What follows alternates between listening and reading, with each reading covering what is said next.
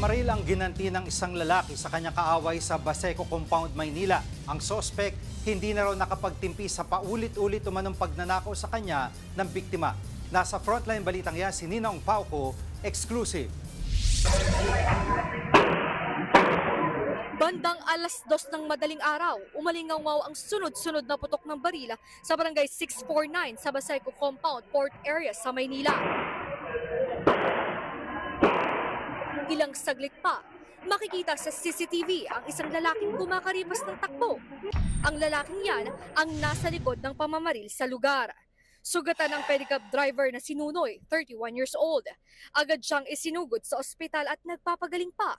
Naaresto naman sa manhunt operation ng Baseco Police ang suspect na si Alas John na siyang operator ng minamanehong pedicab ng biktima.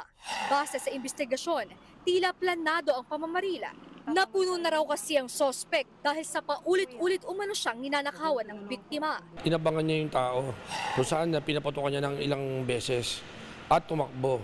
Ating biktima, may kaso na rin sa amin to. Previously nagkaroon na din po siya ng kaso.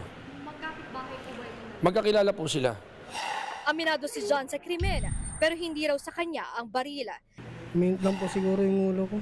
Yung baril po ba na ginamit mo sa inyo po yun? Hindi ho. Hindi ho sa akin yun. Saan niyo po nakuha ito? May tatlong bala po. Meron lang po yun. Nakuha sa suspect ang isang pistol at 3 bala. Inaalam pa kung kanino ang barila. Sa ngayon nasa kustodiya na ng Baseco Police Station si John. Maharap siya sa kasong frustrated murder at illegal possession of firearms at gayon din sa paglabag sa election gun ban.